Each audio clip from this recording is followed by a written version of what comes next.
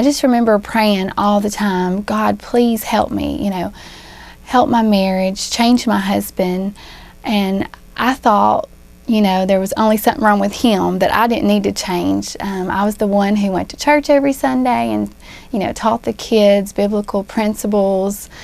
And so I didn't really see where I needed to change. I just kept thinking about him and everything he did wrong. People would come up to me and I probably could have gave them 2 pages worth of things that was wrong with him, but everything I did seemed right in my eyes. And I was judgmental towards him, and I became very cold.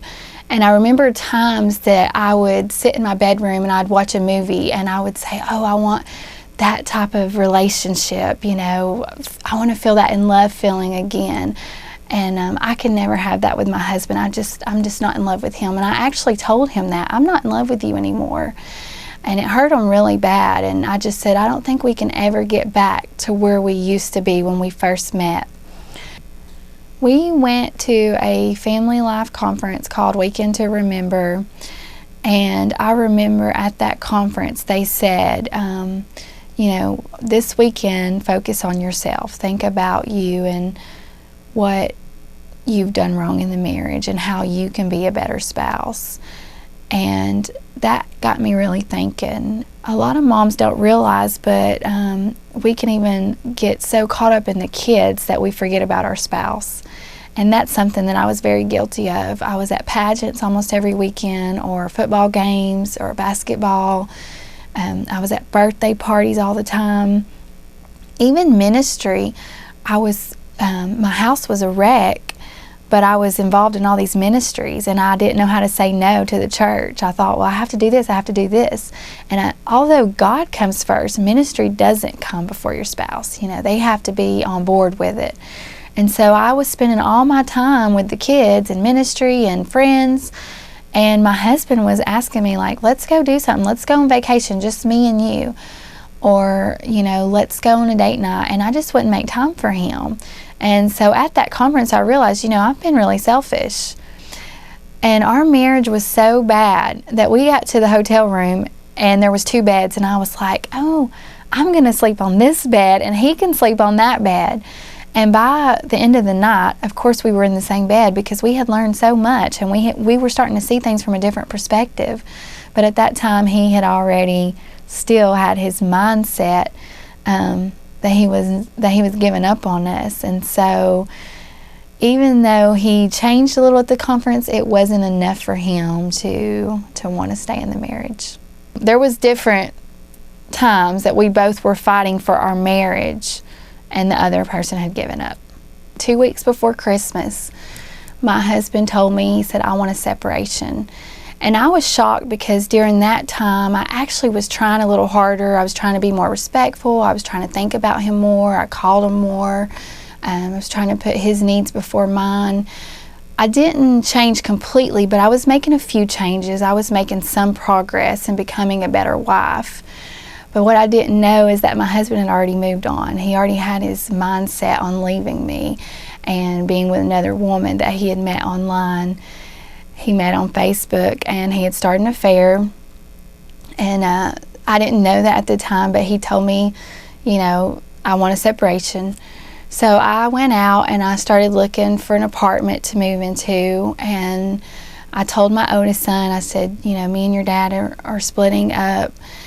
And I said, I don't know that we'll get back together, but I hope that we will. I remember getting the phone call and they said, you got the apartment you picked out. We want you to come sign the lease. And I thought I would be excited, but instead I was so nervous. I was so anxious. And I went to my car. I was at work and I just started crying out to God. And I was like, God, I know that divorce cannot be what you want for me, what you want for my life. This just can't be your plan. And I was like, God, please help me, guide me, tell me what to do. And as I was praying, God just spoke to my heart and he said, ask your husband one more time if he really wants a separation. And so I did. I sent my husband a message and I said, do you really want a separation? Because once I sign this lease to this apartment, I'm gone for 1 year and there's no turning back. And he messaged me back and he said, no, that's not what I want. Let's talk. And we talked that day, and that's the day he confessed that he had been having an affair. And he had his mindset on, us splitting up for good. And I told him, I said, I've really been trying, and I think that we can make this work. Do you want to give this one more shot? And he agreed to it that night. We talked for a long time that night and decided to stay together. And from that day forward, I told God, I said, God, I need you to change me. I don't care what he's doing wrong. I know he's made mistakes. I made mistakes. But I want to just focus on me.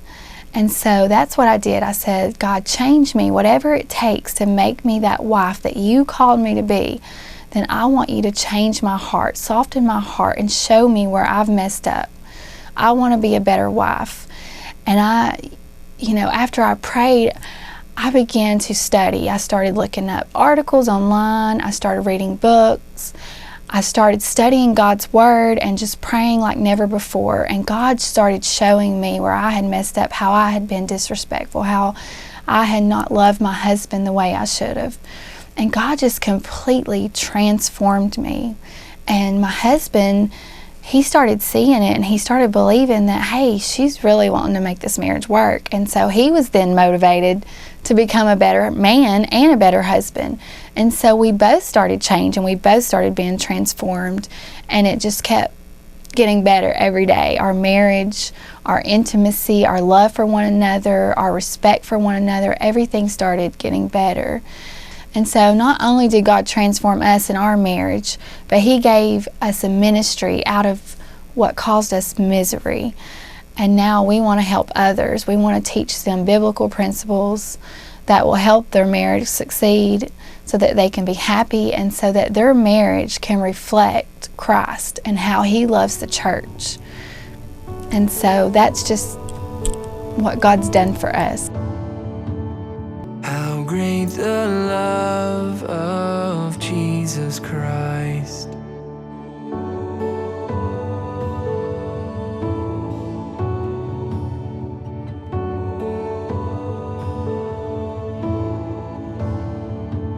Upon the cross of Calvary, the blood was shed that pardons me. No